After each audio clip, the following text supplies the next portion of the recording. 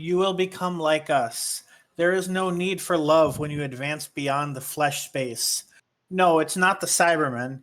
It's episode 370 of an Unearthly Podcast, streaming live on the 9th of September, 2020, and featuring Four to Doomsday, written by Terrence Dudley and starring Peter Davison as the Doctor, Matthew Waterhouse as Adric, Sarah Sutton as Nyssa, and Janet Fielding as Tegan Jovanka. I am Bill Sylvia, the Man in Black, and I forgot to order juice on my groceries, so I'm drinking coconut water today, since that's apparently what we talk about when we introduce ourselves. With me are Randy Ronson McCulloch, who is maybe muted. Mad Matt Winchell. Sprecher's strawberry soda. And Thomas Fireheart. So that's why people hate Adric. And by the way, yes, I was muted. I thought I came out of it, but apparently I didn't.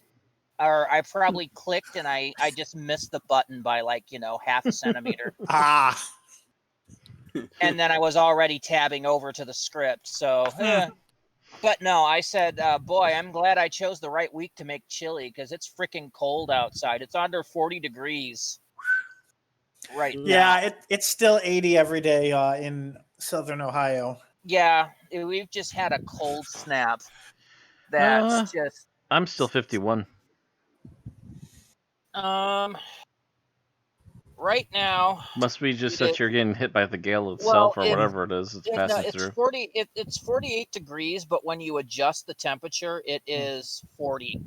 So, it's freaking cold outside, and it's been that way forever for the last 2-3 days. So I had chosen on a whim to make chili this weekend because, actually, I think Aaron chose. And I am enjoying that because it's the proper weather for it. It was also my first attempt at slow cookering chili, and it came out really good. Well, hopefully some of that cold air blows toward the West Coast. God knows they need it right now. Are they on fire again? Yes, pretty much. Isn't it every year? Well, it seems California, Oregon, Washington, Colorado, and maybe another state in there are all pretty much on fire. My mother said that her sister sent her pictures of the sky, which looks like Crisis on Infinite Earths. Yeah. Well, it looks like the art from the freaking new Batman movie, which is all black and red. Yeah. But the first image I saw of the sky, I was like, that was the sky on the CW's Crisis on Infinite Earths. The sky, the smoke. Is the antimatter wave coming right now? Yeah, the smoke has tinted the sky a permanent orange, and I'm just like, oh, wow, you really are working towards the cyberpunk world. Oh. And yeah, apparently there are some places in California where people are fleeing in droves. Because it's either the fires or looters or the virus has shut down so many businesses, there's no jobs. I think a lot of shelters might be shut down with the pandemic too, because I saw some temporary shelters posting in Oregon talking about the fact of everyone fleeing their homes during a pandemic and having to deal with, and that if they had nowhere to go, that there was some spots open. Speaking of the pandemic, you should be happy you didn't come here to UW-Madison, Bill. They sent out a statement just yesterday that said if you're in the downtown Madison area, you could basically be 100% certain you've been exposed to the coronavirus. Oh. Yeah, apparently a whole bunch of the fraternities and sororities got together and had a party, and somebody in there had the virus and contaminated everybody else who went out to campus the next day and infected everybody else. And yeah, it's an interesting range. On the one hand, you hear Northeastern University just expelled 11 people for having a party in a hotel room. That they were within close quarters of one another. And then on the opposite, I forget which university in Georgia where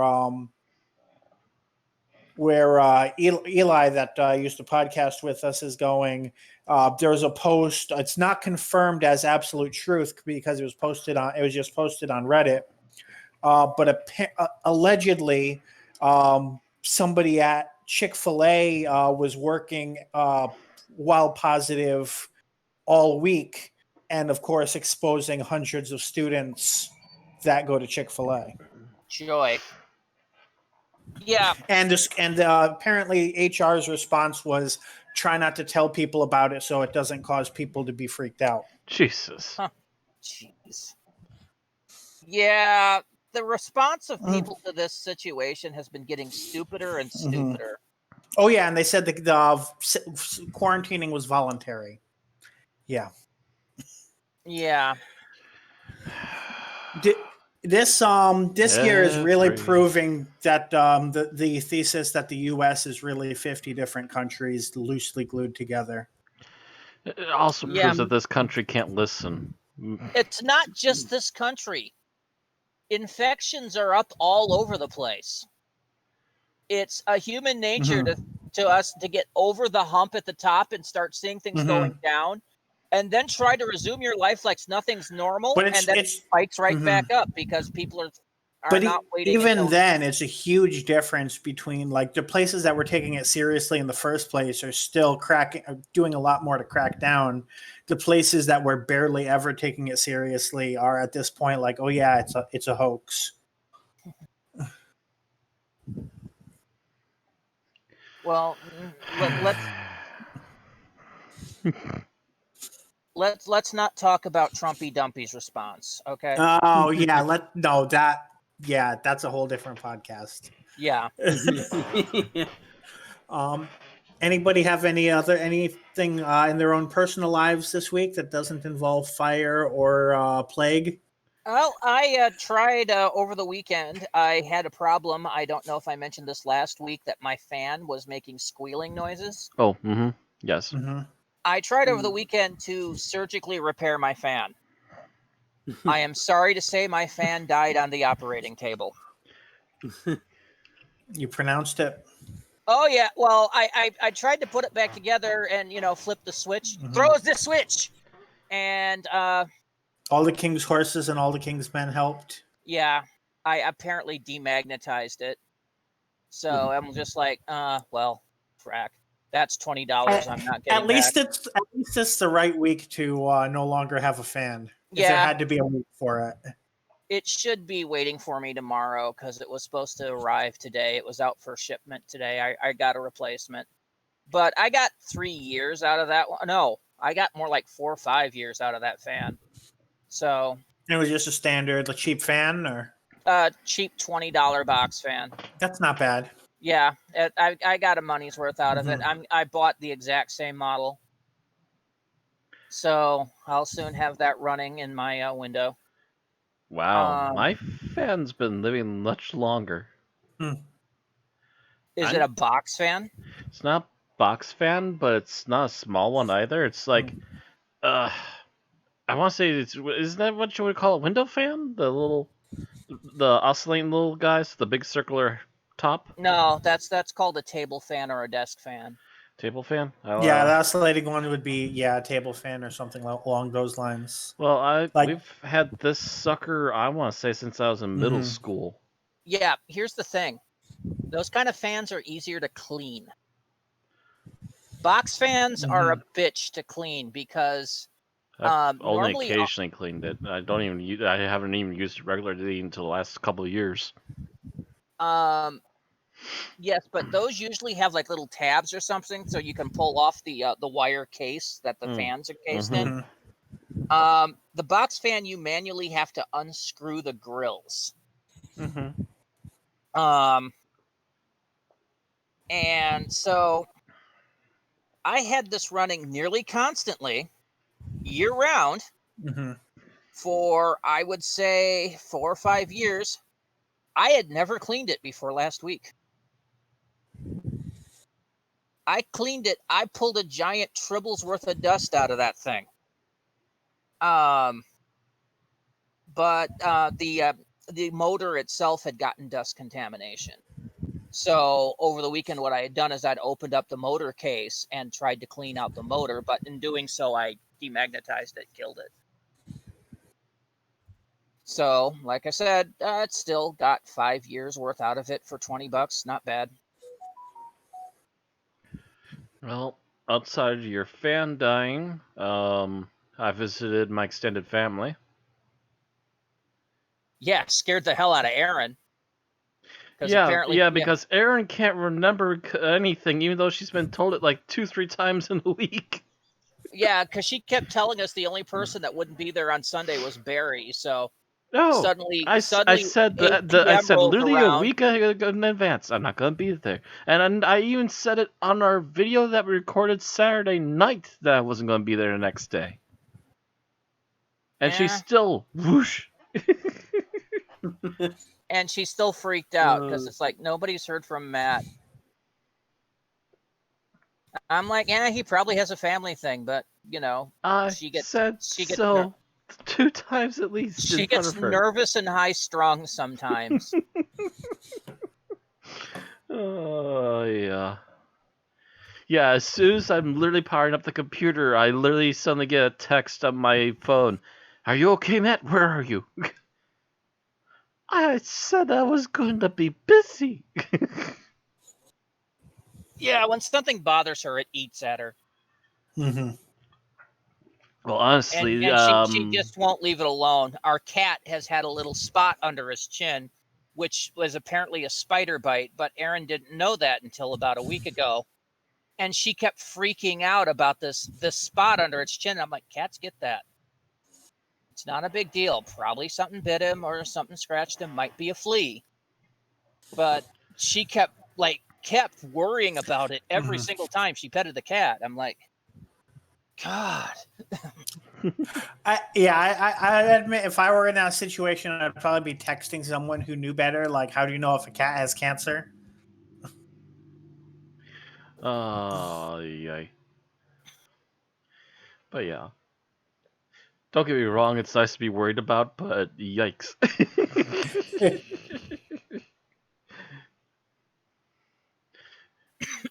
I'm like, it's nice to be worried about, but it also doubles back on the whole fact that you don't even listen when I talk. I think she has some attention deficit issues sometimes, but I think all of us do, so. I don't have attention deficit, I have dyslexia. Oh, I have attention deficit. I have it really bad some days. Some days it's massively acting up. I have dyslexia, and I'm pretty sure I have a touch of ADD or something. There's some weird other side stuff that doesn't quite go with dyslexia. That's attention deficit disorder, Matt. That's what ADD is. Trust me, I was the poster child for attention deficit disorder in the 1980s. Well, as a matter of fact, as we were setting up, I had to suddenly go, oh, wait, did I put the right code in for streaming? I have to double check. I'm not sure. I don't trust me. Meanwhile, I'm the person who I have trouble keeping to a schedule because, especially now that I'm doing everything from the same room, I start to do something. I do it for 10 minutes. I was like, oh, what about this other project? And then I do that for 10 minutes. Oh, what about this other project? So I do 10 different projects, 10 minutes each, instead of 2 minutes, 2 hours, instead of the 2 hours I had planned on one project. Yeah, that's attention deficit disorder, Bill. Figure out which one you're doing needs to be done first. That I was diagnosed with, ages ago. I knew that. Trust me, like I said, I'm well acquainted with how that shit works. But no, I've been recently thinking if it might actually be good for me to actually go back on medication, just because I don't have that constantly moving between buildings that I used to have to help me focus. But man, you must have it light. Moving between buildings never had me focus. No. Well, so because if I was working in the library, I would be in the setting that I'm used to working on X thing. And then Y thing, I would be used to working on it in a different setting. So after repetition, it would help me get used to, okay, if I'm in this room, this is the room that I do this, and it would help at least a little bit. You know what that's telling me, Bill? It's telling me that if I was in your shoes, I'd be literally in the middle of a hall looking in like 5 different directions going, ah, ah, ah! Nah, for me, my problem is the fact that, yes, I'd sit down in the library, start on something, and the project I was working on, I would space out and suddenly would have a drawing of the Enterprise taking on a Klingon cruiser because I would have just completely lost my focus. So all this talk about losing focus is probably the good cue for us to Just to Moving on refocus. to tonight's show. All right. So we've got some birthdays. We've got a little bit of news for once. Just a a little. little bit. Do we have Geek Talk tonight? It looks like we I have don't- one piece of Geek Talk. We do. One Okay. piece. And other than that, it is going to be onwards to our episode review, our summary, our review, our final thoughts, and our ratings. So let's move this right on down the road to the birthdays. First birthday is September 4th, and that is the birthday of Kai Owen, who played Reese Williams in Torchwood. He turned 45. Oh, a little bit of dust on my screen. I couldn't tell if it was 45 or 46 because there was a 40. dust part. Wait a second. Yeah. 5. Then onward to September 9th would be the next, tonight, would be the next birthdays of note. The first of which is Hugh Grant, who played the 12th Doctor in Curse of Fatal Death. He turned 60. And that strikes me as amazingly odd that Hugh Grant is already 60, because, wow. Also, the same day is the birthday of Janet Fielding, who played Tegan Jovanka from 1981 to 1984. And she turned 67.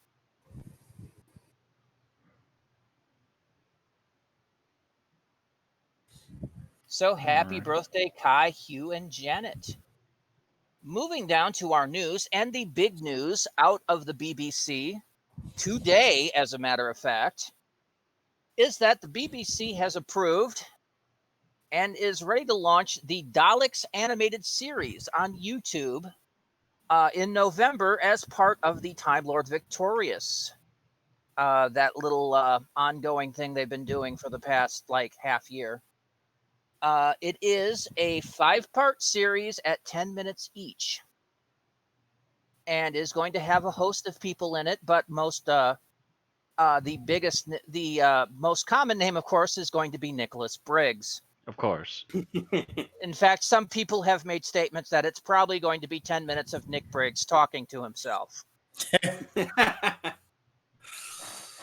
Would not be the first time. What do you think? I don't know. What do you think? I don't know. What do I think? I don't know. But like we said, that's coming in November. It is going to be on the Doctor Who YouTube channel.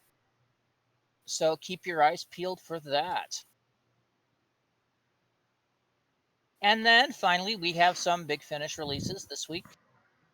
The first one is a 7th Doctor audio, which is 2 stories in one.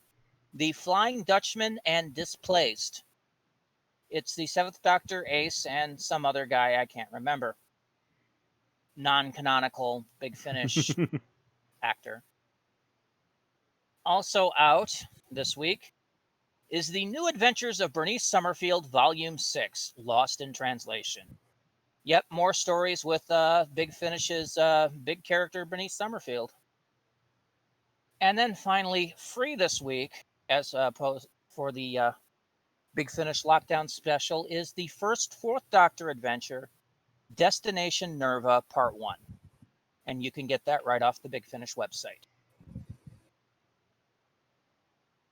Oh, looks like I already had just part 1 of that. So apparently it's not the first time that one episode's been free. I think there was a free preview of it when it first came out.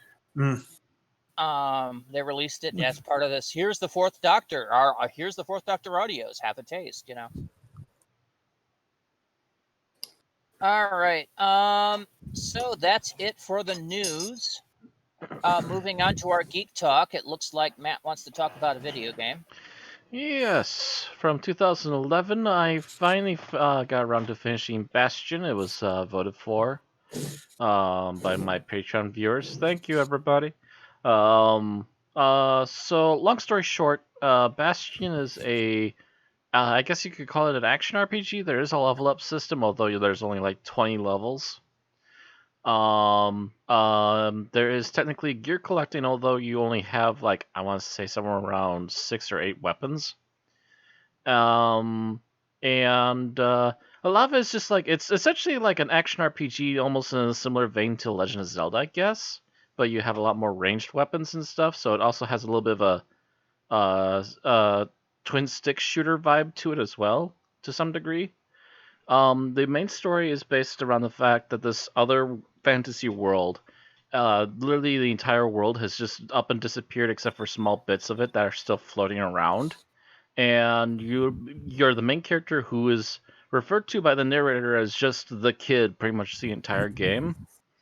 And you're trying to collect the pieces of this place called the Bastion, which is supposed to be the last possible place for humanity to still live and coexist with everything again. And basically things fall together from there. You meet a couple other characters, including the narrator, and you start collecting other bits that you need, and then there's some plot twists that happen in there as well that continue to advance things. I was convinced that I needed to possibly get everything in the game to finish it. Come to my surprise, I didn't even get half of the stuff in the game as far as I'm aware, and I managed to beat the game just fine. There's other things I would like to mention, but I just can't because it would probably affect the stuff about the story. I will say though that at the very end of the game, you get to make 2 different decisions that affect how the ending turns out.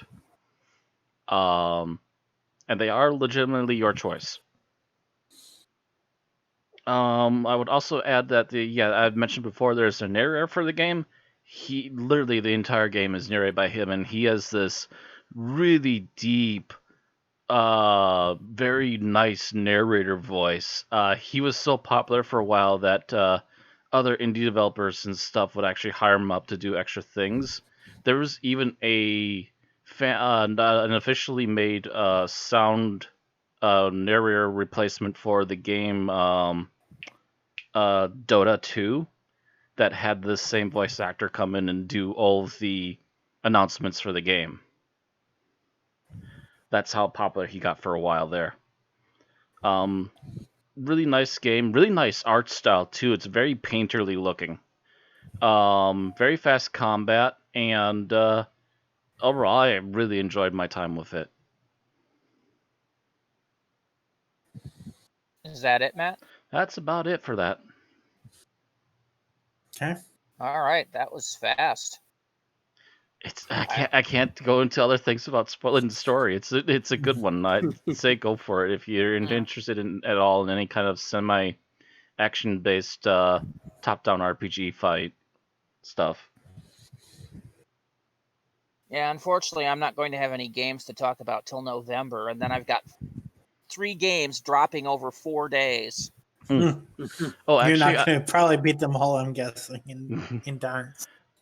Actually, I would mention one other thing really quick. This is the Bastion is the first game released by Supergiant, and they originally were tied to Warner Brothers Games in order to release this one, and they've gone independent since.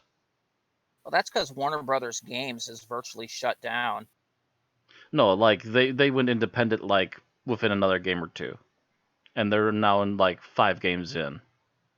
Yeah, no, I'm just saying the fact that Warner Brothers Games is mostly defunct now, so because they also had like a few MMOs that they were the releaser for that have since been moved to independent because as far as I'm aware, Warner Brothers was just tightening their belt and Warner Brothers Games was one of their sacrifice pawns. Actually, I don't think they've completely gotten rid of Warner Brothers Games yet. There was they were definitely looking at it though. back. Yeah. They were definitely looking at it, but then they apparently suddenly had a change of mind on it. Yeah, because now I think all they do is make Looney Tunes games. Warner Brothers? No, they own the company that makes like Mortal Kombat and stuff. They own like NetherRealms and a couple others. Plus, they'll probably also. I mean, they might still ship out Batman to other companies, but I assume they'll probably be doing games. Yeah, they like probably that as handle well. like licensing other companies to do Batman. Yeah. Let's see, they own apparently Avalanche Software.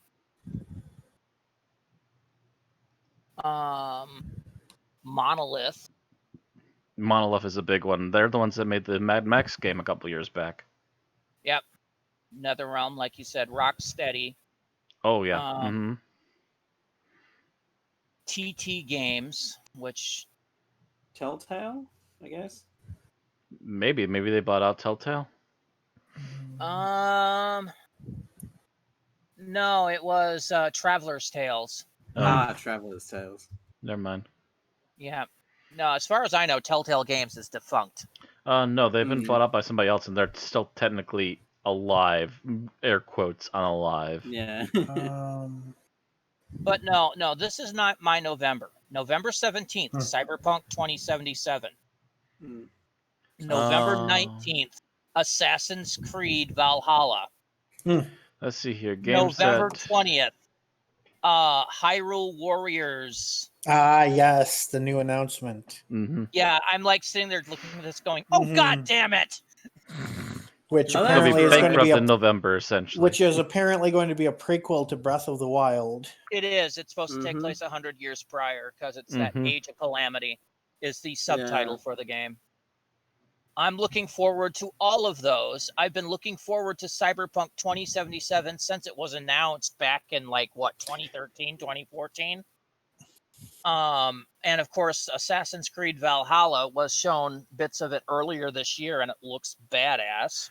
So games that Warner Brothers has a hand in still, they have a hand in Hitman, they have a hand in Lego games, Mortal Kombat, Harry Potter, Jurassic World, which has actually been getting a few games lately, and they still have a hand in Gotham Knights. That's getting a new game That's next the year. new one. That's the new one. And the new Suicide Squad coming up in 2 years. Well, yeah, they would control DC Studio games. Yeah. Of course, I only just remembered. Oh yeah, Traveler's Tales is pretty much just a game, a company that makes Lego games at this point. Yeah. Oh, so it's a Lego company game. Okay. Yeah, and I was gonna say, I know one of the biggest games they had was that Looney Tune mobile game that was released a while ago. That got massive advertising behind it. Not a clue. If you'd been, it was like. I couldn't play a mobile game without seeing an ad for that game. Oh, that's why, because I don't play mobile games. Every single one I've ever played, I got bored of. I had games that I played. I wasn't aware there were mobile game ads other than Raid Shadow Legends. Oh yeah, Raid Shadow Backhands. Raid Shadow Legends doesn't even bother to. I don't even know if they bother to advertise on mobile games anymore because now they advertise on YouTube. Yeah, it's every YouTuber. YouTuber. They can't say no to that raid money. But I had a few puzzle games I played regularly on mobile, and yeah, they'd all pop up with this Looney Tunes ad. Anyway, we're off topic, so moving on. But then again, we're way ahead of schedule. Right. It's one of those days. Yeah, up next would be the summary. Yep, and that's Matt. Oh, I get to do a summary. Okay, that's interesting. Okay. Gosh. You get to summarize this week. I get to summarize next week.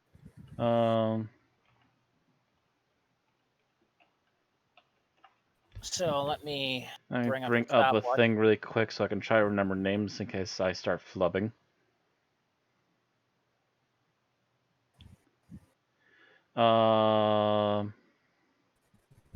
Okay. Those are the names I probably need to remember the most. All right, you ready? Second, let me bring this back up. Okay. All right, you ready? Yep. 3, 2, 1, jam. All right, so we start very simply with the TARDIS just lands somewhere as they're trying to get to Heathrow Airport yet again. And yet again, they don't get there. After testing what the air is doing outside, the Doctor decides that it's obviously not Earth, it's not normally breathable for most people. He takes a air helmet and decides to have a poke around outside and finds a lot of advanced tech and comes back inside. He also warns them that there is essentially a floating orb of an eye thing that's observing, but so far no one has bothered to take action or setting off any alarms, so they seem to be at least fine for the moment. The Doctor and the other companions all decide to pile up outside again and start to have a poke around while the Doctor and Tegan finally decide to go have a talk with whoever the leader is. They are led along the hallways for a while until they finally come across the leader of this, whose name is Monarch. He is sitting on essentially a tech throne with two others next to him named Persuasion and Enlightenment. They managed to talk the Tegan into giving up some information as to what Earthlings possibly look like still, even though they're probably a couple centuries off at this point. They also request some information on the Doctor, who is willing to give at least some of it willingly, and eventually Adric does wander in as well. I forget what hull they got out of him, but they did learn very quickly that he is a good mathematician. So he's a bit learned as well. But they also find out through Adric that they were trying to do something with the TARDIS to do some sort of scan, and they ended up separated, and Nyssa ran off. So they go to find Nyssa, but instead are directed by the Monarch to please go and get refreshment. When they arrive, Nyssa's there, and then they find out there's other humans on the ship. They seem to be from various different countries, as well as different time frames of Earth. And as they continue to go along with things with this, they are then finally given their temporary quarters at least, and they are offered to come along for the next 4 days until they can arrive on Earth in person, and they don't need to run off in the TARDIS, as their leader, the Monarch, wants to learn more about them and what they can before they decide to near Earth. Gosh, I'm trying to remember what all the major details are after that. There is some back and forth. Eventually, Nyssa and Adric are separated from the others again. They start to poke around and start to find out unusual things are going on, including the fact that a lot of the humans have these little, like, metallic medallions apparently attached to their hands, but managed to somehow avoid being touched or having those messed around with. And while this is all going on, the Doctor comes in contact again with the leader from what essentially looks like a group of Roman men, I guess? Greeks. They were Greeks? Okay. Yeah, he identified as an Athenian. Ah, that's right. They does talk to this Greek leader for a little while, and the Greek leader finally gives up the fact that he is exceptionally strong-willed, and gives up the fact that not only is he and the other leaders robots with the memories and behaviors of their original human versions of themselves, but that everyone on board is that as well, just that the ones with the medallions on their hands have been given lesser versions to work with, and just do all the menial work around the ship as ordered. As this is being mentioned, and how the process works of them being essentially recorded onto chips before their physical bodies are burned away and they're made into robots, Nyssa is almost having this happen to her as this is being spoken about. The Doctor and the Greek leader show up just in time to free her from the capsule that was reading her mind, and set her free. There's some more back and forth. The Doctor is willing to be friendly enough with the Monarch, but he's beginning to suspect all kinds of bad things, including the fact that this is more of an invasion, not a shall we say, a peaceful addition to Earth, as they kind of try to let on to be. The Doctor finally sets up with the help of the Greeks first. He starts to set up some plans and tries to foil what's going on. He eventually gets the Chinese on his side, the Chinese leader on his side, and they start to help out. They put up diversions and everything else for him. They managed to get back to the TARDIS, which Nyssa had tried to run off with because she was constantly panicking. Tegan was run off with because she was constantly panicking. He manages to get inside, gets the TARDIS back into the main ship, and they also put an end to or are trying to put an end to the poison that they were going to use on Earth to essentially get rid of it. They, as the leader is out of henchmen because they managed to defeat a couple of them after finding out where the sensitive chip is that controls the robots. When they are confronted with him, they throw the poison at him, and it turns out that he was one of the few still humanoid, if you will, people on the ship, and that the poison rapidly shrunk him, but he's still not, at least currently, dead. And they left him inside of a helmet. The robots are allowed to find their own place in the universe and decide to head off again to find an uninhabited planet there they can stay. And the team leave in the TARDIS. All right. So you did that in 6 minutes, 32 seconds. Very close to that here too. I got lost in the minutia. There's a lot of weird in between. Yeah, you missed a lot. Oh, I was gonna say there was a lot that felt skimmed over, but I figured it was on purpose skipped past. But I figured it was on purpose. Like the fact that Adric was working for the Monarch at one point. Yeah, but there's so much bloody stuff going on at all times in this bloody 4 episodes. You'd think it was an 8-parter. It's hard to keep track of the goings-on of 4 main protagonists. Yeah, I think that's the main thing. All have their own agenda. Mm-hmm. Yeah, I literally had to jump back suddenly to the Tegan thing. I mean, if you think about it, there's really only about 8 characters in this. 9 if you include the Chinese guy. Yeah, I was counting 9. Yeah, by the last episode, he's fine doing stuff too. I mean, everybody else either has no speaking role or a brief speaking role. Mm-hmm. Yeah. Like the Aborigine only really speaks in one scene. Mm-hmm. Yeah.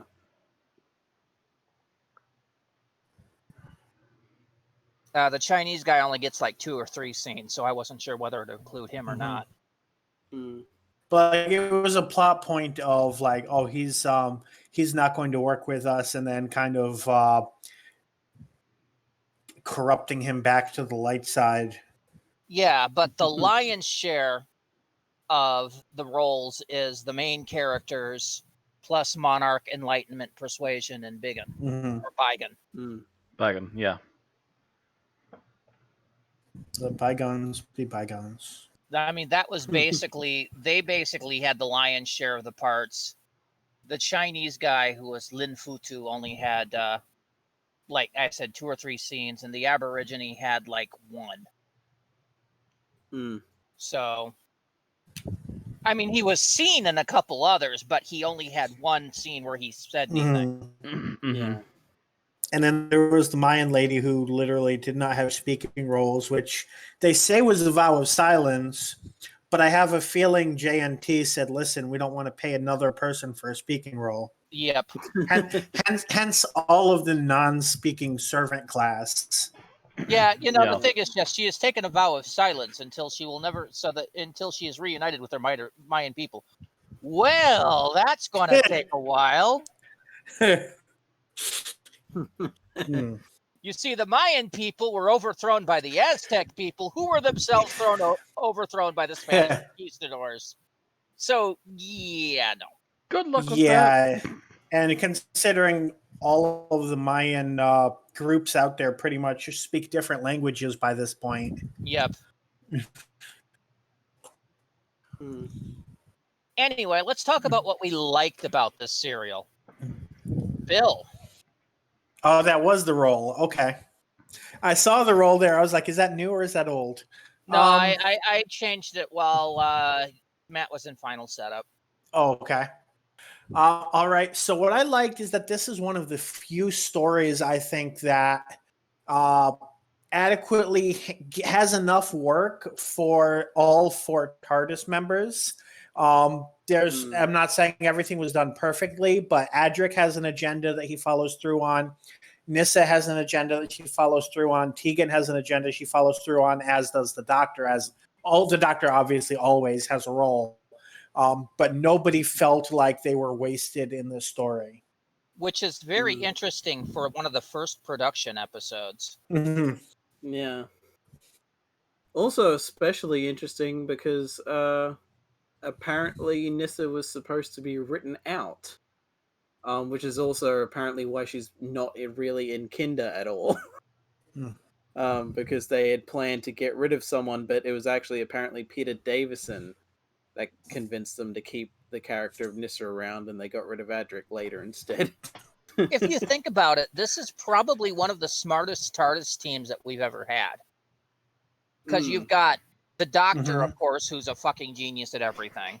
You've got Adric, who's a mathematical genius and can at least in a limited sense pilot the TARDIS. And then you've got Nyssa, who's another technical medical genius. And then you've got Tegan. And you've got Tegan, who every 5 minutes. What does that mean? What does that mean? Can I get back to Heathrow? I want to go home. Can we go back to TARDIS? Like, no, I don't understand relativity. So, on a side note, a friend of mine was laughing her ass off today when she discovered that Janet Fielding's Twitter is JF Mouth on Legs. Yep. And she found that to be absolutely hysterical.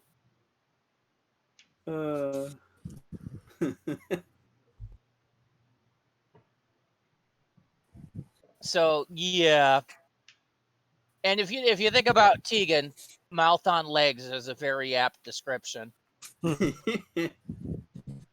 I mean, pretty much that's Tegan's role. She shouts. Well, that's the thing. I think Tegan had gotten that nickname, and Janet just embraced it. Yeah. Yeah. Well, she's embracing it now, at least. I mean, she did spend about 20 years trying to ignore everything to do with Doctor Who.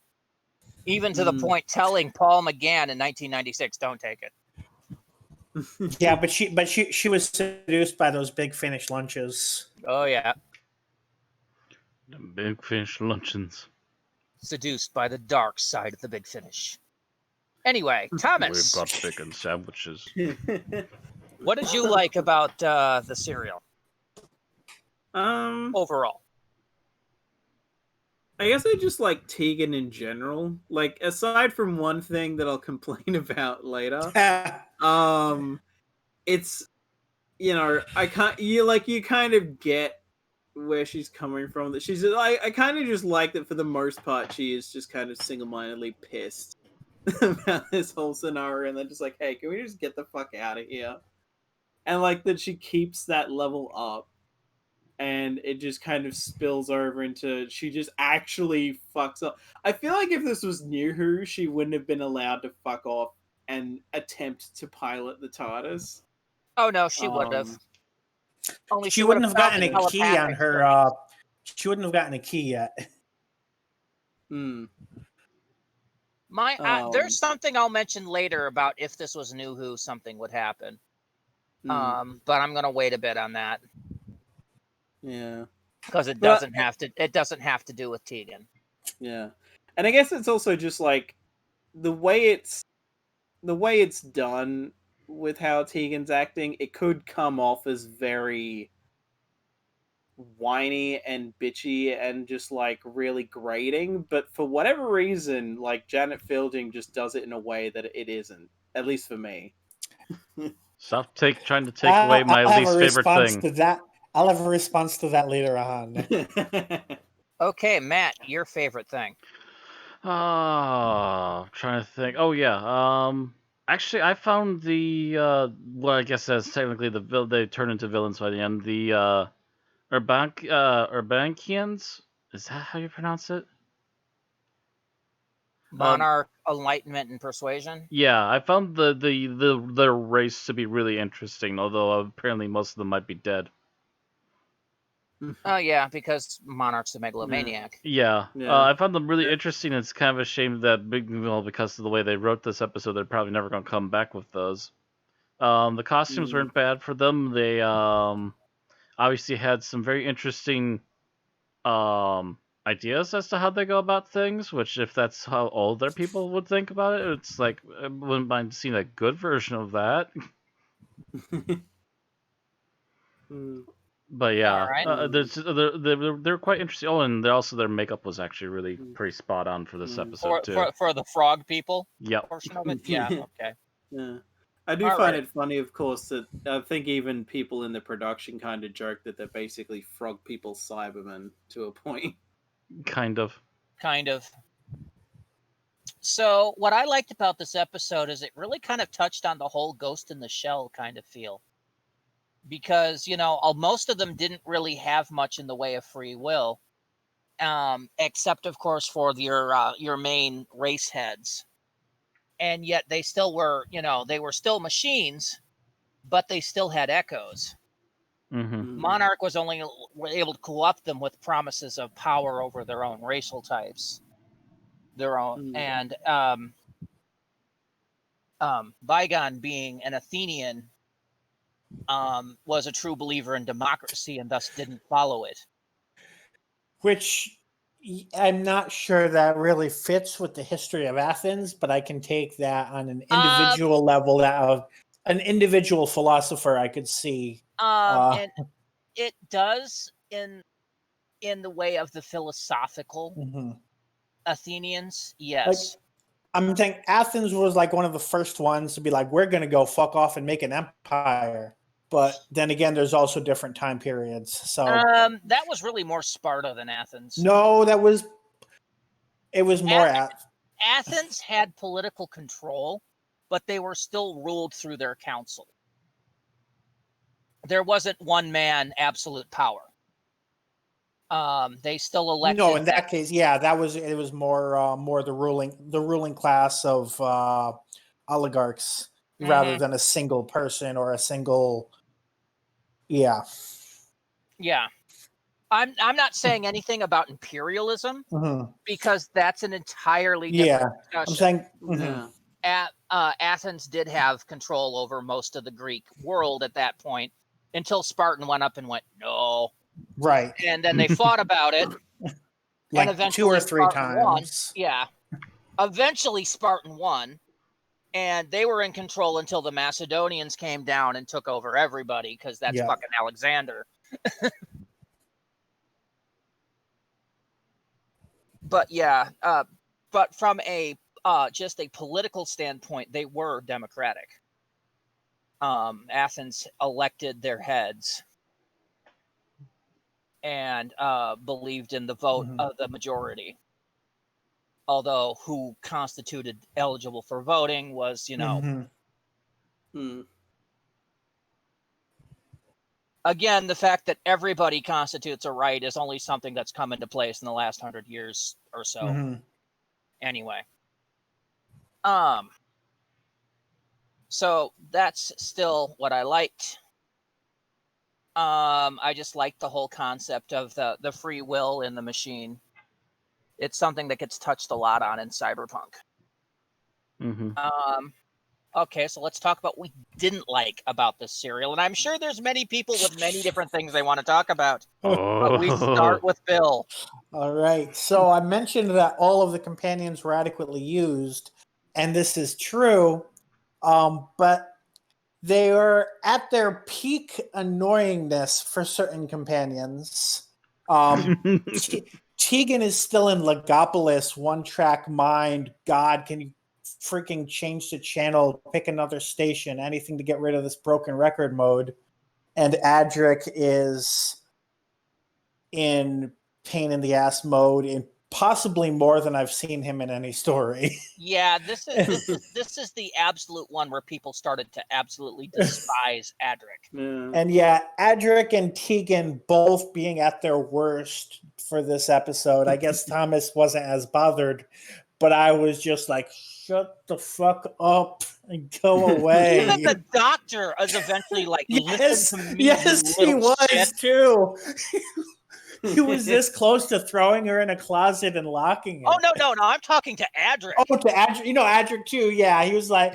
At least Adric, he was able to talk him down with reason. Right. Adric, he was like, I'm going to accept that you're a young idiot. But yeah, he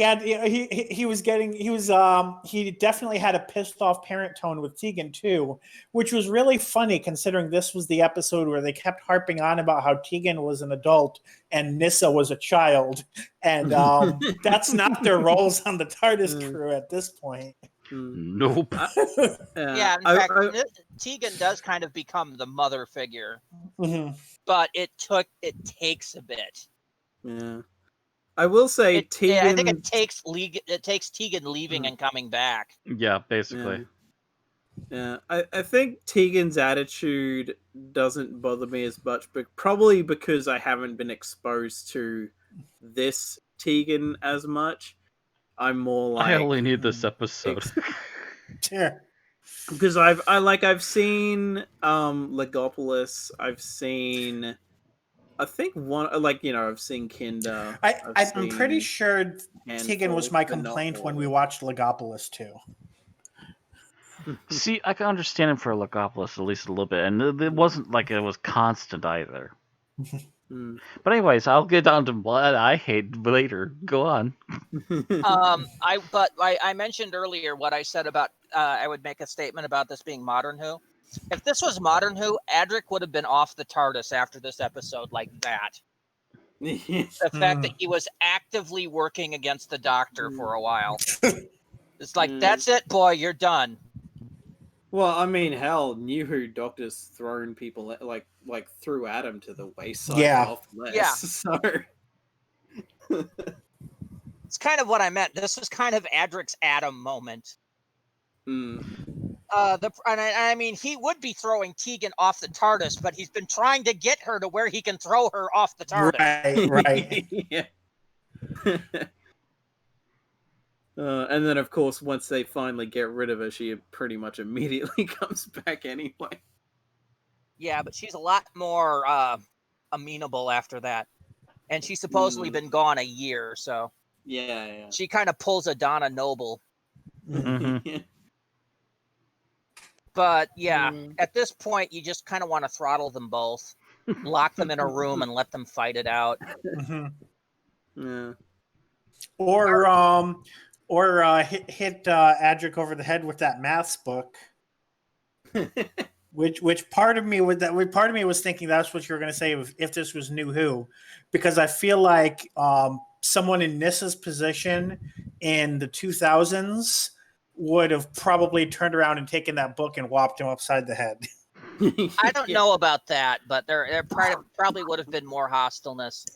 I know the scene where Nyssa gets away from Adric when he's actively being, give me the key. He probably would have been kneed in the balls. Yeah. And so you would have just seen him lying on the floor coughing as she's getting away.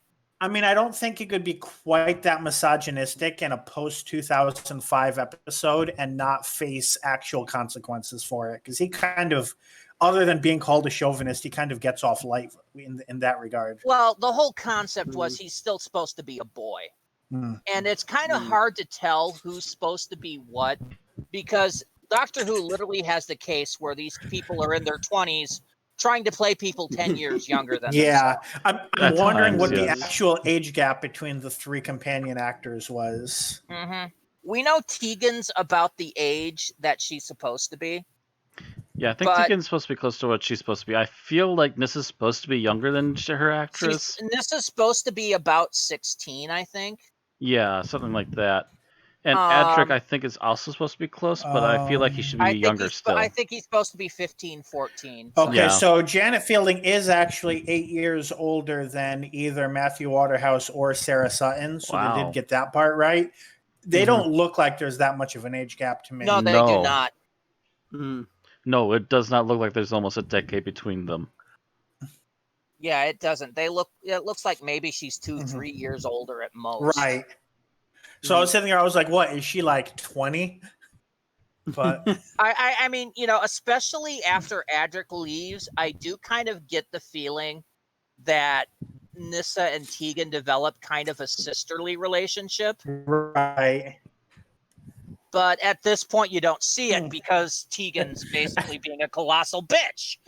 After Adric leaves, that's a euphemism. Yeah. Oh, it's me just basically being polite. Okay, after Adric dies, we've already reviewed Earthshock. Fuck it. After he dies. After Adric dies. After Adric does the biggest splits he'll ever do to his life. After he Adric becomes crashes on an a ship. ex-Adric. After he ceased to be Trip-the-Light Fantastic. Yes. Kick the bucket, got to see the client invisible. Where were we? Where were you going? Was that still Thomas's? I think it was still Thomas's. Yeah. Was it mine? I thought we were still on Bill. No, we're still on Bill. No, you had started talking. I guess you started talking and we brought it back to where we already were. So okay, so let's go. What does Thomas say about what does he dislike? God.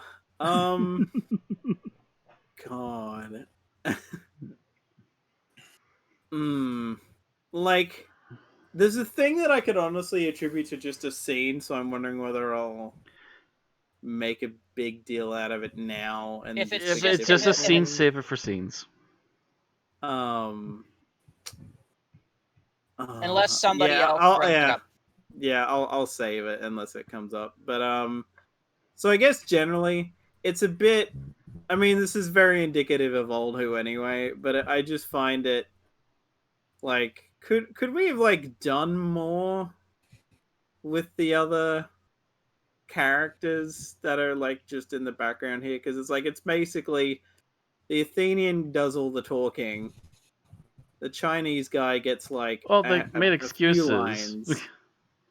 They made excuses so that none of them have to talk. It's part of the budget. Yeah. It just comes off as like it was one of those things where I'm like, yeah, well, at least they actually got a Chinese person this time instead of right. That was an issue progress. About 10 years before this.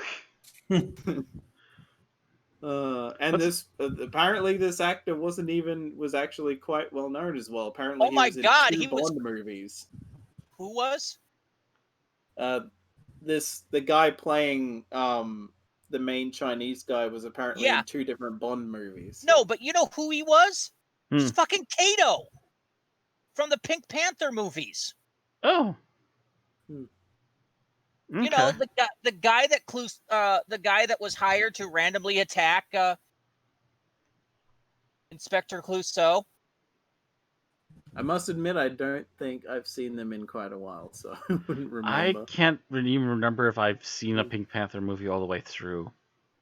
I think I did at one point, but it was been many moons ago.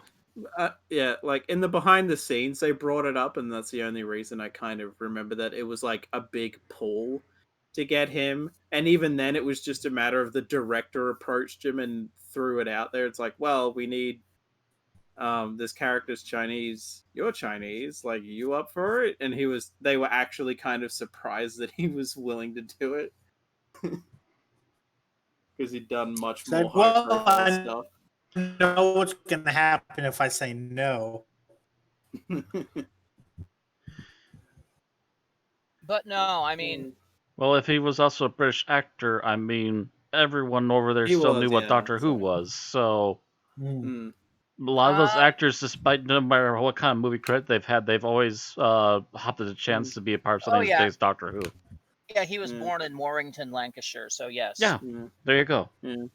I guess I he got to was be old at enough that least he a small would've- role in Doctor Who. Sure, yeah, I'll do that. Yeah. It's like, well, it's either you get me or you'll do Yellowface again, so I'll do it. I don't know. They at least thankfully had a lot of different ethnicities running around in this one too. By the 80s, there were a lot more Chinese actors in the BBC's acting pool. Yeah. Yeah. I mean, we complain about that stuff, but you got to remember, in 1970s, there weren't that many. There weren't that many, and there's also, I think, still some paranoia, if you will, by certain people, but thankfully they got over it. Probably. Because even Monty Python poked fun at that paranoia. And, the thing is that at the time, too, Doctor Who was not well known. I mean, it was well known, but not well known.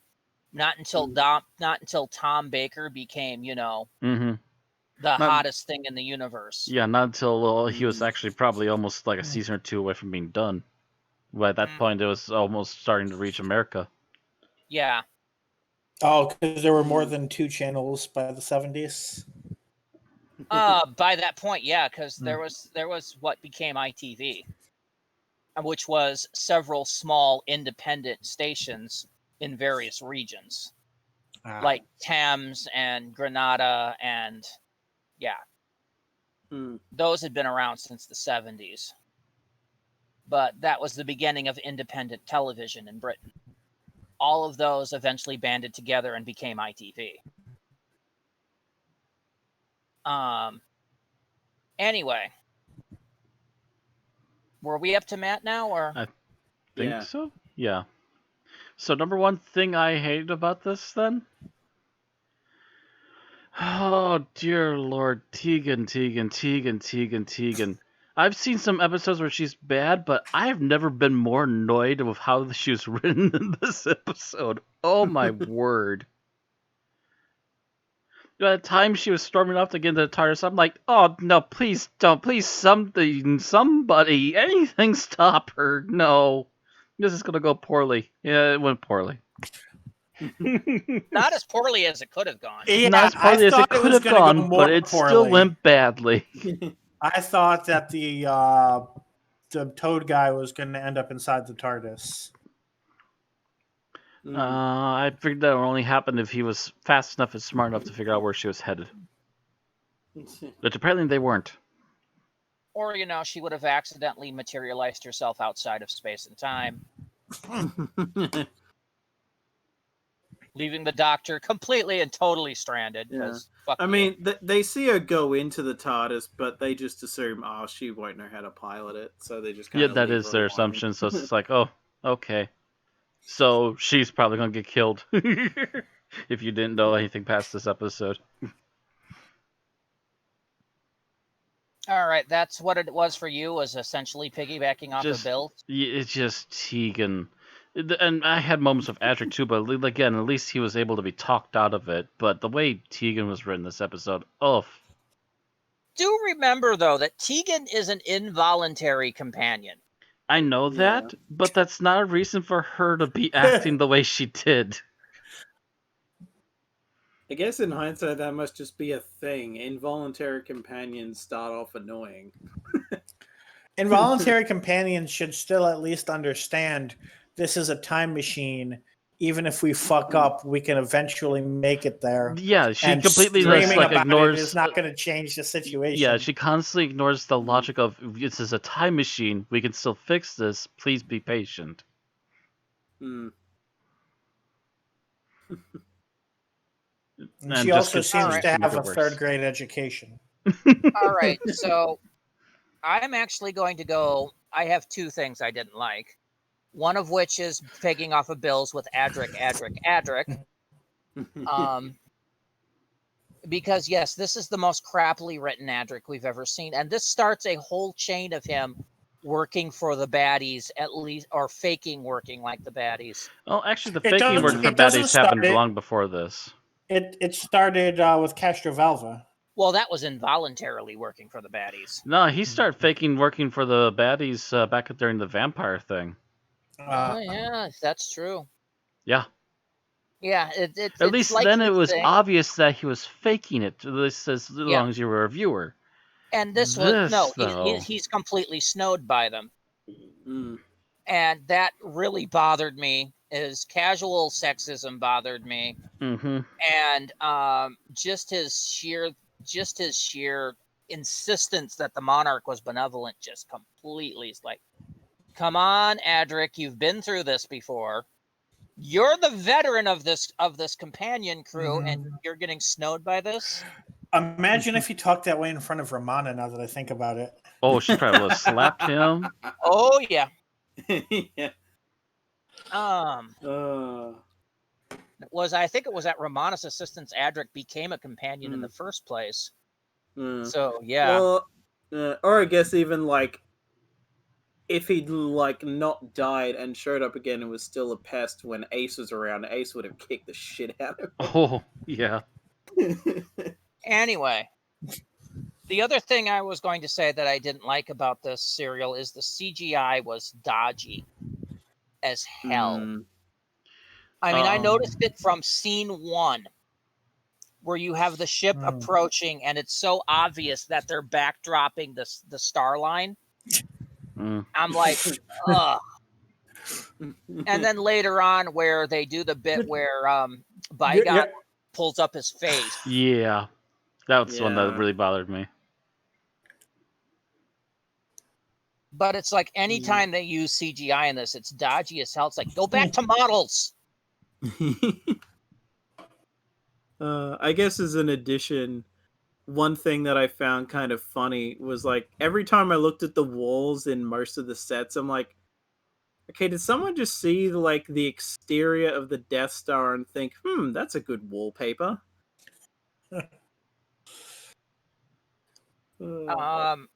Yeah, and you notice the fact that they had to start with a slow pan across the ship. Yeah, again, someone saw Star Wars recently. Yeah, someone saw Star Wars. Was immediately my reaction. Yeah, because I think it's a little too soon for Star Trek TMP. So. Oh no, even the Star Trek TMP is a different matter. They weren't trying to be Star Wars, but this reminded me of that the opening to Spaceballs. We break for no one. Yes. And I guess it fits because Empire would have. This was in 82 and Empire was in 80, so. Star Wars wasn't that long ago. It was like about 2 years ago. It's like they even updated their models so they actually have lights in the back of the engines. Because normally there'll just be smoke coming out of that, which is what Doctor Who did for most of its run.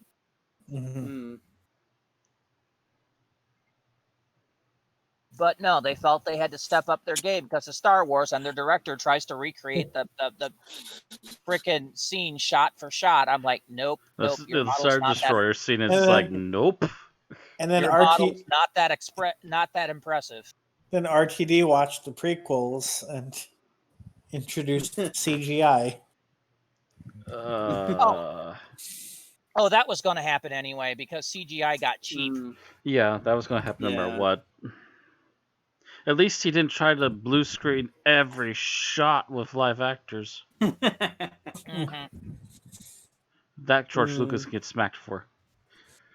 Anyway, favorite scene. Bill. Okay, so I'm going to say the scene where Nyssa and Adric are in front of the effectively a tribunal, and Adric is making his argument for fascism, and Nyssa is making her argument against fascism, and just really like piling on the arguments about it. I thought that was well done. All right. Thomas? Thankfully, Bill didn't take it, and we've technically brought it up before, but I just love after the Doctor has been bullshitting, trying to make it seem like he's totally gung-ho for this, immediately pulls him aside and basically has a, now listen here, you little shit. Exactly. I the fact that he does it and he has that tone of voice with address, Yes. I'm just like, If Doctor Who was not a show for intended to be watched by children, I think he would have used that line. you get the If it was for feeling adults. that if they weren't being watched, if he had been the first Doctor and that had been Susan, it would have been time for a smack bottom.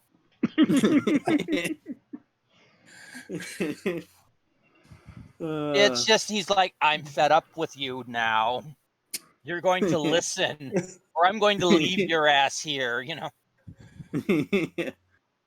All right. Matt, your favorite scene. Okay, there's two of them, but I'm going to go with the later scene, which is out in space, untied. The Doctor pulls out his trusty cricket ball. God damn it, Matt!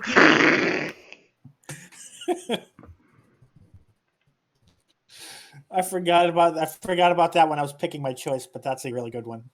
That is by far my favorite scene. I have a runner-up.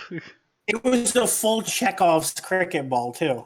Yeah, Mhm. that's actually that's what I was going to mention. Is that's my runner-up? That's a Chekhov's cricket ball. They bring it up a couple times. Now, I'll admit that the CGI used to get him to the TARDIS A little is lame spotty. as hell. Yeah. Is a little spotty, but the fact that they use actual physics. Yes. Mm.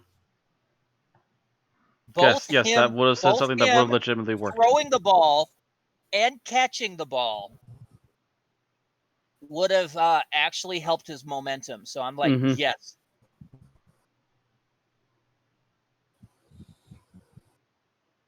I'm still not sure it would have got him to the TARDIS within the 6 minutes because the throw would have been a lot slower because, of course, half of the momentum would be going to pushing him backwards. Mm-hmm. Yeah. Still, for the feasibility of the show. Yeah, still for the feasibility of the show, it works. At least And no the air fact resistance. And he's able to throw it at such a correct angle to propel him to the TARDIS, which is once again the Doctor pinpointing a cricket ball. Something he's been a master of since at least the third Doctor, if not the fourth. And would see again with later Doctors. Mm-hmm. Mm. Mind you, this is also the Doctor that literally bowled somebody out on camera without needing a second take. So go for it.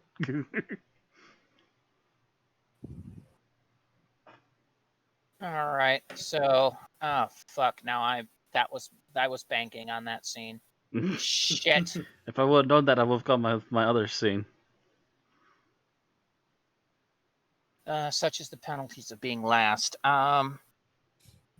Shit. I think, although a lot of it's done off screen, I think my other favorite scene is the Chinese dragon abduction scene. Carefully planned. Just because it is well planned, yes. All right, so let's go to least favorite scenes. Bill. Okay, so I had been hoping it wouldn't get brought up, and Randy actually mentioned this earlier. I'm pretty sure he was the one who mentioned it, but I'm still going to go with it because we weren't talking about scenes yet at that point. Mm-hmm. But the mid-serial cliffhanger where I was standing there slack-jawed at the virtual effect because apparently they couldn't make a mask or they couldn't think to film from behind to make up for the lack of a mask. So they put this shitty fade effect of a face over him raising the visor. And I was sitting there like, I have done more realistic effects in Windows Movie Maker. And I kept rewinding it because I was like, am I really seeing what I think I'm seeing? Is it possible that I'm seeing what I think I'm seeing? And yeah, that's what I was seeing. And I don't know why they didn't either make a practical paper mache mask or just film from behind until it was too high and then go back up. Or use a frickin' freeze frame and move the freeze frame with it. I mean, you can do that. Yeah. Either way, they took the ultra cheap route.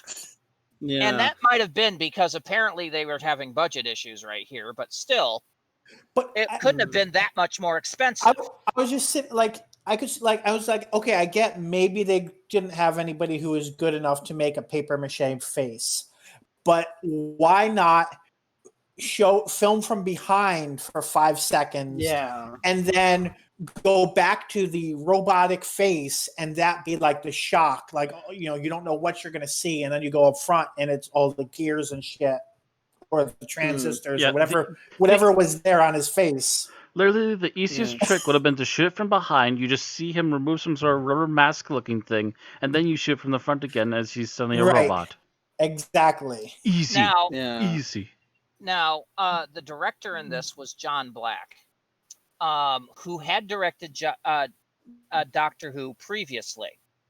He was the guy that did Keeper of Traken and did Canine and Company.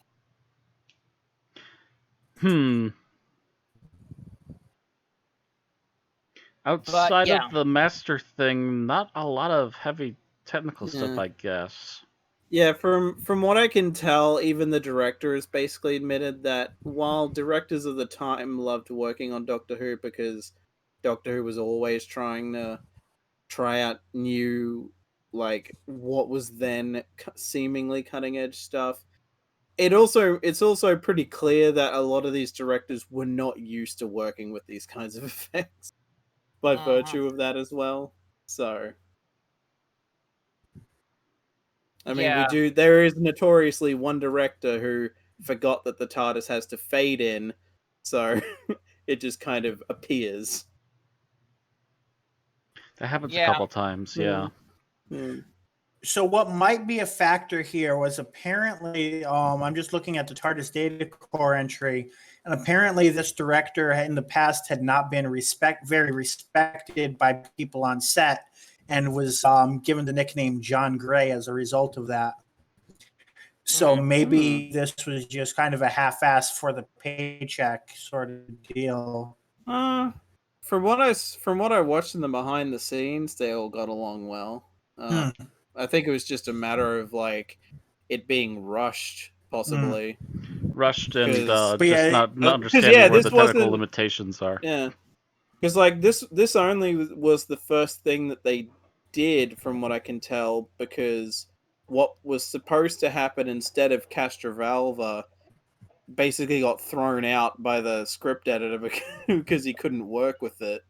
So they had to film this instead first. So, because apparently J&T was fucking off to the US and just kind of left the temporary script editor for the time to just kind of do everything. So it was like, oh, well, fuck, I've got to make decisions here then. That's not nice. At the time, though, what J&T was doing was basically drumming up a following for Doctor Who in the U.S. So I can see that, but still, there should have been somebody here that was a little more knowledgeable. He should have had a co-producer or a assistant producer that he felt safe with leaving it in the hands here while he was, working in America. Yeah, apparently even the sort of interim script editor, as it were, even went to Barry Letts just to be like, do you think this story is workable? And he was like, no. for a thing that ended up getting scrapped anyway. So it was it's a script editor who's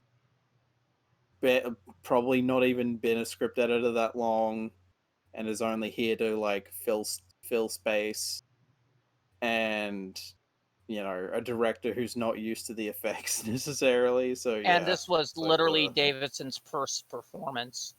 other than like 5 seconds in front of the camera at the end of Legopolis. So that's right. I keep forgetting stories are shot out of so order. yeah. So you had Tegan, who had been there for one serial, Adric, Matthew Waterhouse being the professional, Sarah Sutton had been there for a couple. And so those two were the only ones that really knew anything on the production. And like everybody else was new except for J&T, who was fucking off in America. Yeah, and like apparently even the director admitted that J&T didn't even give the director any like any direction of like, okay, where do you actually want the Fifth Doctor to go as a character? So like the guy had no idea and just kind of had to be like, well, I get, you know, like from what I can tell, the director was liked on set by the actors at least, so he was very like they could come to him with ideas, sort of a thing. And it might, so at least there was that. And it might just be that the fact that he didn't have support on the upper hand is why he decided never to do it again. Maybe. It's just one of those things where he's just like, nope. You're going to treat me like that? Nope. Okay. So, Thomas, your least favorite scene? Well, Bill didn't take it, and I was going to almost cover it as a I think I knew which one you were going to take, so I made sure to steer clear of it. Because you mentioned it last week, I think. Yeah, I mentioned it. I would have mentioned it before. I've mentioned it this morning or whenever. But Tegan, someone who doesn't know a ton of basic shit, apparently knows an Aboriginal language. Okay. And even the Doctor's like, wait, what? You know? I think I've seen people try to be like, oh, well, the TARDIS. It was like, well, if it was the TARDIS, he'd be speaking English. Yeah. Yeah. You know what makes that even worse? The fact that the Chinese, the ancient Chinese man speaks English. The ancient Greek speaks English. But this one person speaks their own indigenous language. No. I would like to even make this worse. Oh, God. They later in the episodes mentioned the fact that he was the first one to get picked up like 40,000 years ago. Mm-hmm. So not only is she able to speak the Aboriginal language, she's able to recognize and speak an Aboriginal language from 40,000 years ago. Yeah, that has absolutely gone through changes long before anybody even dreamed that a white man would one day come to the continent. Yeah. And apparently even Janet Fielding kind of called them on their bullshit, because apparently in the script it just said that she speaks Aboriginal, and she had to be like, Aboriginal isn't a language. There's like a fuck ton of Aboriginal languages. Pick one. if they'd had a scene where she spoke to a modern person in a modern person, the Aboriginal language, and it's like, how did you know that? It's just like, my father had, yeah, mentioned that like the father had done some historical research on the Aborigines, and it's or even if they'd used the thing that was added to her like later. I forget if it was like brought up as a throwaway line in like the Sarah Jane Adventures, or if it was something else. But like the whole thing of like Tegan went on to champion Aboriginal rights. It's like, okay. Oh yeah, I think that might have been the special for Sarah Jane's funeral that came out this year. I think that might have been from the Doctor's funeral in Sarah Jane Adventures. Oh, okay. Yeah, like it wouldn't. it would have been like a throwaway thing. It's like just but again, it also is still this language has absolutely like the language is apparently of the Tiwi people, and it's like again like they picked because again she pointed out it's like you're gonna have to pick an actual language. Aboriginal as on its own is not a language, so they picked one, and even then it's still like well that would be modern Tiwi, which is different as opposed to that because like it all kind of falls apart because it's like well either none of them would be speaking English at all or all of them would be because they've been reprogrammed to speak it or something. No. What the farewell Sarah Jane established is the fact that she had begun a relationship with Nyssa, which I thought it was part of the same blurb that's what they had done after after returning from the TARDIS. No, the Aboriginal rights thing was from Death of the Doctor. I looked it up. Okay. So the only mention in Farewell Sarah Jane is that nice couple from Australia. And I still think that was kind of creepy of them. Like I said, I really saw their relationship as sibling-like rather than romantic. So that's why it's creepy especially to me. Especially if they met when Nyssa is supposed to be a teenager. It's a bit weird. So the year thing, by comparison, the ancient Greek civilization as we recognize it came to exist around 3,000 years ago. Yeah, they mentioned the fact that they picked him up 2,500 years ago. But I'm just saying, like, that's like the oldest thing that most Americans are taught in school. And no, we're taught about the Egyptians first, and those were older, but still. Yeah, I was taught about Egyptians.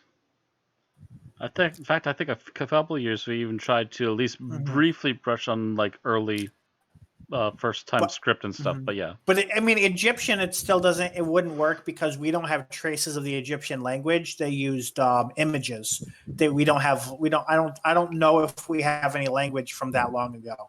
If we do, then I just don't know about it. But we have traces of Greek language from 3,000 years ago, and it's not a language that matches anything spoken nowadays. So imagine 10 times that difference. Yeah. Yeah, it's a bullshit thing. And the only reason that they did it at the time was, well, she's Australian, so therefore she speaks Aboriginal. Which is fucking stupid. Yeah. It was them not thinking when they wrote that in, and they definitely weren't thinking about the time differential. So yeah, and it's one of those things where it's like it doesn't even seem malicious. It's just stupid. It's just stupid and ignorant. She's Australian. All Australians speak Aboriginal. There, just write it in. Yeah.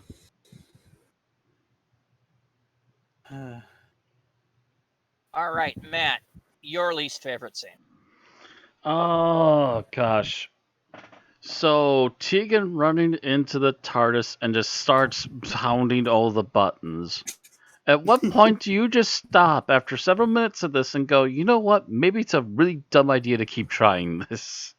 I was waiting for the cloister bell to start. Something, yeah. It's like after the first couple of cuts to her frantically cutting pushing buttons, you're like, something should happen. Whether it's just that it twinges for a moment and then just does nothing, or we get panic noises or something. Just why? Why would you continue to go through with this, even though every single thing you start smacking doesn't actually seem to do anything to the TARDIS or get going? If anything, I was just glad that they included a bit where after it's outside the ship, she goes to fuck with it again, and then it's just like, you know what? No, I'm not tempting fate. Well, actually, no, she does try to, and she even pulls out a book, but then she just starts throwing the book on the ground and kicks it. Yeah, she tries to get. Yeah, it's more like she reads the book to see if she could actually do something, and then it's like, well, this makes no sense to me. So then just gives up and just is sitting around in the TARDIS, basically. All right. So my least favorite scene, I actually have two of them. The first one we've discussed is Adric being a sexist pig. Mm-hmm. Because, and this is what makes even less sense, is this is the Adric that recently was traveling with Romana. Mm-hmm. Yeah. And would you say anything that Adric said would apply to Romana? So he should have already had that kick in the pants. Yeah. If that was his attitude, yeah. And instead, he just goes on to say, well, yeah, well, the women don't know anything. And no, I'm not talking about you because you're a girl. And it's like, fuck you, Adric. Right? It's like, that's not the compliment you seem to think it is. Yeah. And even it's like, Nis is like, I don't even know how to respond to that. Mm-hmm. And then my second scene I don't like is Adric blabs everything to the Monarch. Oh, yes, he's a Time Lord. And it's kind of obvious that the Doctor was avoiding revealing that, like, for like all of the serial. And Adric just blurts it all out. No. Oh, yes, and the ship can travel in space and time. Would you like a tour?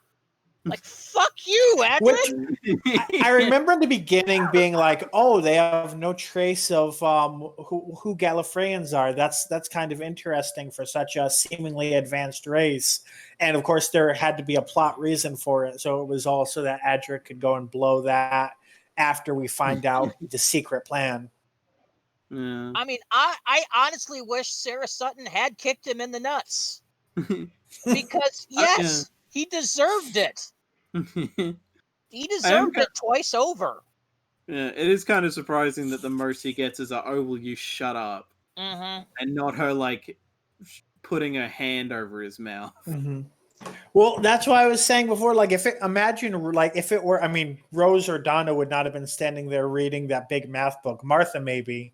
But still, if they were holding it while he said all of that shit, they probably would have turned around and be like, okay, I'm going to hit you upside the head with it. Yeah. It's just one of these points where you're just like, no. And this, like I said, this is the point where Adric became... Nobody liked Adric, and I think this is the point they're saying, yeah, we're going to kill him at the end of the season. Yeah, it's even one of those things where you don't even have to make it like, oh, you silly dumb woman. You could just be like, oh, well, you're just like him just insulting her for being dumb. He could have insulted her for being human. She was the only human on the TARDIS. Mm-hmm. Which, what... The Doctor would have done that. Mm-hmm. Which, that's right. There was a scene that had initially annoyed me, but it made a lot more sense 5 minutes later, where they were like, oh, these are Earthlings. And I was like, well, one of them is. Why would you make that assumption if there's so many non-Earthlings? But then 5 minutes later, we find out that the ship is filled with Earthlings. So I was like, okay, now I get it. All right. But yeah, both of those scenes just made me want to throttle Adric. And I'm usually an Adric fanboy because I used to identify with Adric quite a bit from Kinda onwards. But this one, I just wanted to kick his ass. I remember whenever we talked about Earthshock, you would always tell us about how everyone hated Adric, but I didn't really dislike him. And and then you get to this episode, and it's betrayal. You're just like, yeah, mind you, yeah, I'm just like, ugh. Anyway, final thoughts. So my final thoughts is that it's interesting that we went through this whole review, and we barely talked about the three antagonists, not counting Adric as one of them, of the episode, because we had so much to say about the companions. So that's really, I mean, it doesn't help that the TARDIS crew outnumbered, the actual aliens. But yeah, so that says volumes in and of itself. I do think that the antagonist aliens were not that, they were pretty interesting. They were well done, but they were definitely overshadowed by all the drama going on with the. Mm-hmm.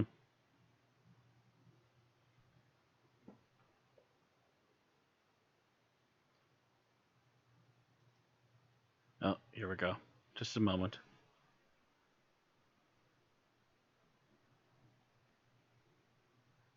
You said Monarch was it? I thought his name was something, but yeah, Monarch. Yeah, it's Monarch. Okay, so I guess just a roll then. Yeah, we're even seeing more of Monarch. Hell, if they shrunk him down and didn't actually kill him, he could even come back for revenge. Yeah.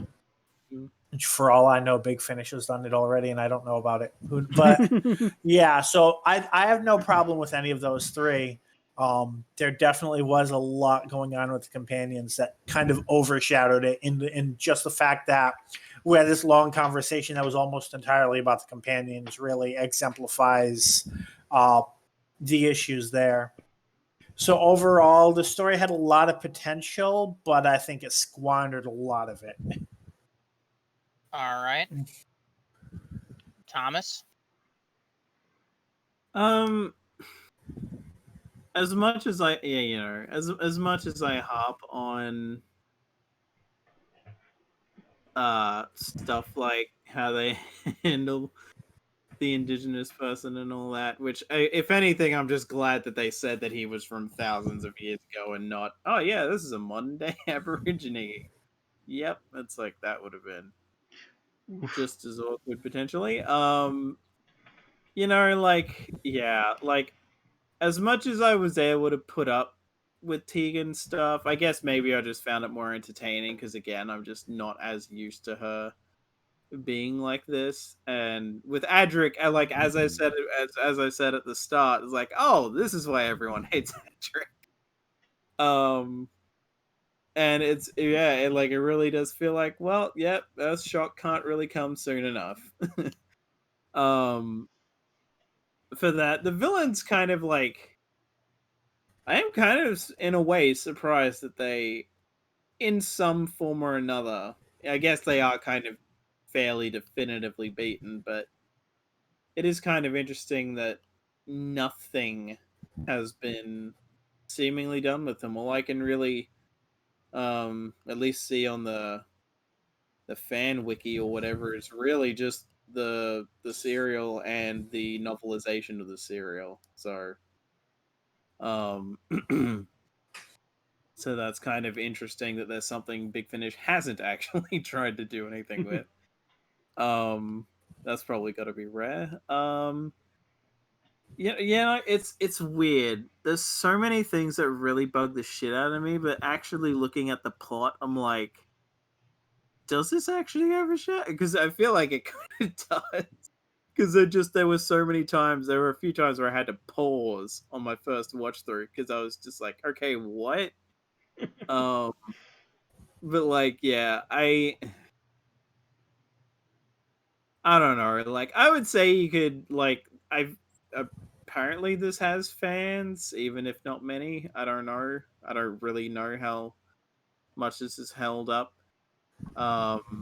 I wouldn't say it's like absolutely horrible, but yeah, it's one of those things where I don't know if I'd necessarily recommend it to people. I can tell you why Big Finish hasn't done it. Because the actor that played Monarch died in 2002. Oh. Yeah, you have to find a sound alike, and that could be a bit hard.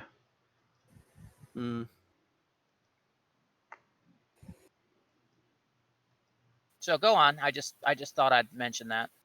Yeah. Like, especially considering this comes right before Kinder, and I loved Kinder. It's like, just, you can, honestly, if you really want, go from Castrovalva to this. It's like to Kinder, and just I frequently did. If you really want. In fact, that was on my tape. It pretty much went Legopolis, Castrovalva, Kinda, Terminus.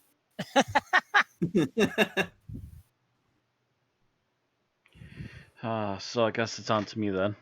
Yep. Generally, I think the majority of the story is perfectly fine, and actually, in most parts, really good. The problem comes in is that the two of the main characters are really, really out of character for a lot of this, or pushed to an extreme that they're normally not supposed to be at. That takes away quite a bit when, especially if you're a regular viewer or very familiar with these characters. Also, the director obviously didn't understand how to do some of these special effects very well, and the episode suffers for them as he keeps trying to push for things that the effects actually really don't cover that well. So this will actually suffer some points for me at least, but I will say it's by no means a horrible sit through. There's a lot of good stuff here too, but there is definitely some major issues that kept haunting us apparently. Is that it? That's about it. All right. So my thought is that it was written okay. The direction was so-so, especially where special effects was involved. The three main villains were actually kind of bland. The Monarch had at least a little character, but Enlightenment and Persuasion were basically bland. I just found them ignorable. The main characters, two of which were annoying, one of which was spent half the thing hypnotized or in a coma, and that left the Doctor as basically being your main protagonist. And this was a very fresh Doctor who still wasn't quite sure what he was doing. All in all, it came out to be a very flawed piece out of what could have been a brilliant production. All in all, it's really kind of a disappointment to me. All right, let's rate this puppy. Get it out of the way. Yep. So this one's rough because there's a lot of elements seesawing back and forth for the rating. But I think I'm coming down with enough of it. Enough of it is good enough to push it slightly above average, but not to good. So 3.5. Thomas. Yeah, I can agree with that. I'll go 3.5 as well. Matt. Oh my. Yeah, I've been at 3.5 for a while. All right. And for me, this is actually a forgettable episode. I'm going to go 3. Oh. It's always nice when I'm not the low bar, especially if I go first. Negative Randy. So with everything, that averages out to a 3.4. That would put it at number 263 out of 357 things reviewed. It is on par with The Abominable Snowmen, Earthshock, The Crusade, Okay. Silver Nemesis, Curse of Peladon, Androids of Terra, The Mythmakers, The Five Doctors, The Android Invasion, The Long Game, interestingly enough, since that came up. It is better than The Space Pirates, Planet of the Daleks, In the Forest of the Night, Evil of the Daleks, Modern Undead, The Massacre, Fear Her, and not as good as such wonderful classics as Fugitive of the Jadoon, The Saranga Conundrum, Planet of the Dead, The Eaters of Light, The Savages, Planet of the Ood, 42, City of Death, etc. Who hated Space Pirates so much? I would have to go look at the master sheet because I don't remember when we did that. Is that the one I still need to watch? Might be. That might be why. Space Pirates, yeah. There's only 3 votes on that one. Yep, that'd be why. And, it might go up. And the person that hated it the most, Matt, Me? would be you.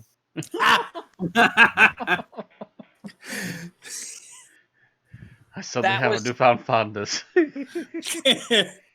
That was 2 3.5s and a 3.0 from you.